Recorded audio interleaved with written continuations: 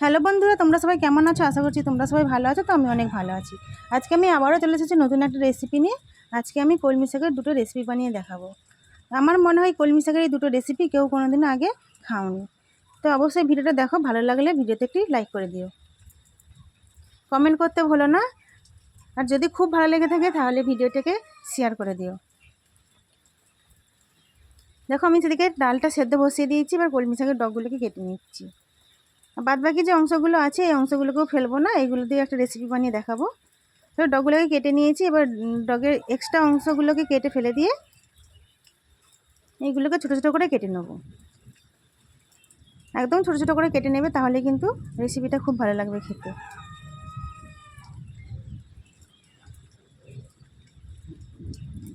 আর এই কলমি শাকের এই রেসিপিটা বানাতে গেলে কলমি শাকের কিন্তু কচি কচি ডগই নিতে হবে, এই খাড়গুলো নিলে হবে না। চলো, কলমি শাকটা আমার কাটা হয়ে গেছে। এবার একটা প্লেটে তুলে নেবো। দেখো কত ছোটো ছোটো করে কেটেছি কলমি শাকটা। এবার আমি কলমি শাকটাকে পরিষ্কার করে ধুয়ে নেব। এবার এদিকে ডালটা আমার সেদ্ধ করা হয়ে গেছে, ডালটা আমি নামিয়ে নিচ্ছি। ওই কড়াইটাকে ধুয়ে আবার বসিয়ে দেবো। এবার কলমি শাকটাকে ধুয়ে রেখেছিলাম। এবার শুকনো কড়াই দিয়ে দিয়েছি, কোনো তেল ছাড়া কড়াইতে দিয়ে দিয়েছি। তেলে কোনো সরি কড়াইতে কোনো তেল দেওয়া হয়নি। এবার কলমি শাকটাকে নেড়ে চেড়ে নেবো যতক্ষণ না নরম হয়ে আসছে। দেখো কলমি শাকটা আমার নরম হয়ে গেছে। এই সময় আমি ডালটা দিয়ে দেবো। এবার ডালটা দিয়ে আমি একটু ফুটিয়ে নেবো। আমি কলমি শাকটা সেদ্ধ হওয়া পর্যন্ত অপেক্ষা করব। এবার এখন আমি দিয়ে দেবো নুন। তোমরা তোমাদের স্বাদ মতো নুনটা দিয়ে দেবে। আর একটু দিয়ে দেবো হলুদ। এবার ভালো করে কলমি শাকটাকে সেদ্ধ করে নেব। দেখো কলমি শাকটা কিন্তু আমার সেদ্ধ হয়ে গেছে।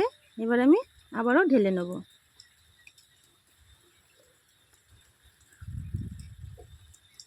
এই কড়াইটাকে আবার ধুয়ে বসিয়ে দেবো।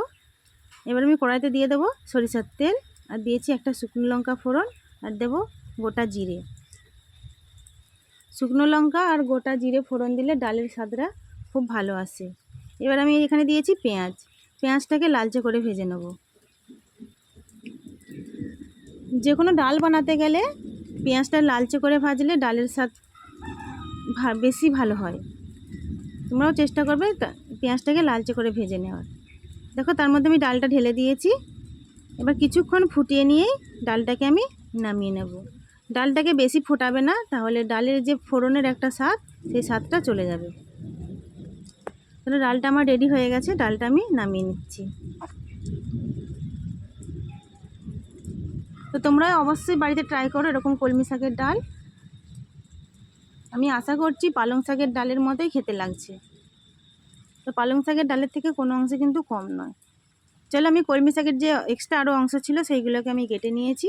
এবার তার মধ্যে দিয়ে দিয়েছি পেঁয়াজ কুচি আর লঙ্কা কুচি। আর এতে আমি দিয়ে দেবো স্বাদ মতো নুন। এই রেসিপিটাও বানাতেও কিন্তু খুব বেশি উপকরণ লাগবে না। এবার আমি পেঁয়াজ আর লঙ্কা আর কলমি শাকটাকে ভালো করে হাত দিয়ে চটকে চটকে মেখে নেব, মানে একটু নরম করে নেব।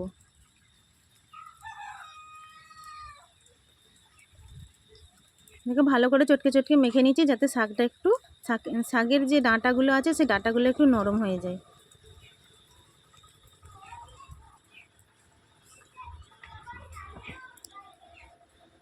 তো প্লিজ, ভিডিওতে অনেক কিছু আওয়াজ আসছে। আমাদের মাঠের ধারে ঘর, মানে জমির ধারে ঘর, ট্রাক্টর চলছে, সকালবেলায় বৃষ্টি হচ্ছে, আমি ভিডিওতে ভয়েস দিচ্ছি। তো তোমরা প্লিজ একটু অ্যাডজাস্ট করে নিও। এবার আমি এর মধ্যে দিয়ে দেবো বেসন। দেখো চটকে চটকে মেখে নরম করে নিয়েছি, কারণ এতে আমি জল দেব না, এই বেসন দিয়েই মেখে নেব। এতে জল দিলে নরম হয়ে যাবে, তার জন্য আমি চটকে চটকে আগে ঢ্যাঁড়স বলছি, সরি কলমি শাকটাকে মেখে নিয়েছি।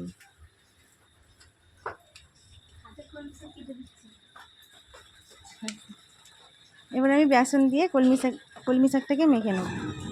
দেখো এখানে আমি অল্প অল্প করে বেসন দিয়ে মেখে নেব।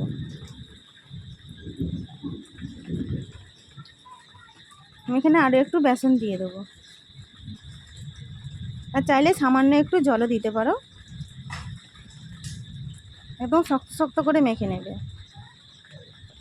আমি সামান্য একটু জল দিয়ে দিলাম। আবারও এটাকে আমি ভালো করে মেখে নেব।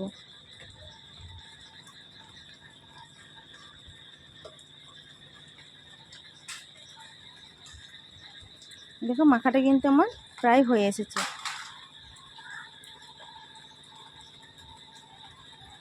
দেখো কত শক্ত করে আমি মেখেছি, ঠিক এরকম শক্ত শক্ত করে মেখে নেবে, তবেই কিন্তু কলমি শাকের পকোড়াটা খেতে ভালো লাগবে। তাহলে আমি এখানে কড়াইতে তেল বসিয়ে দিয়েছি, এবার পকোড়াগুলোকে এক এক করে ছেড়ে দেবো।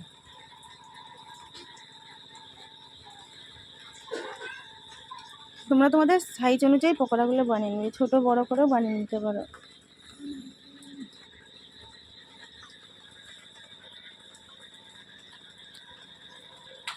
এক এক করে সব পকোড়াগুলোকেই আমি ছেড়ে দিচ্ছি। এবার পকোড়াগুলোকে আমি এক সাইড হয়ে গেলে এক সাইড উল্টে দেবো, মানে এক সাইড আমি 5 মিনিটের মতো হতে দেবো।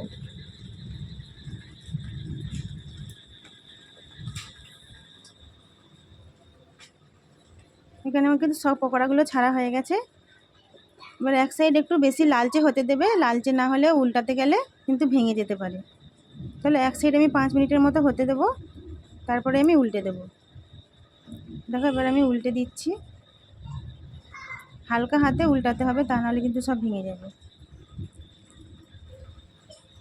এই একইভাবেই উল্টে পাল্টে আমি পকোড়াগুলোকে ভেজে নেবো। তোমরা এরকম কিন্তু কলমি শাকের পকোড়া ট্রাই করতে পারো, আশা করছি খুব ভালো লাগবে।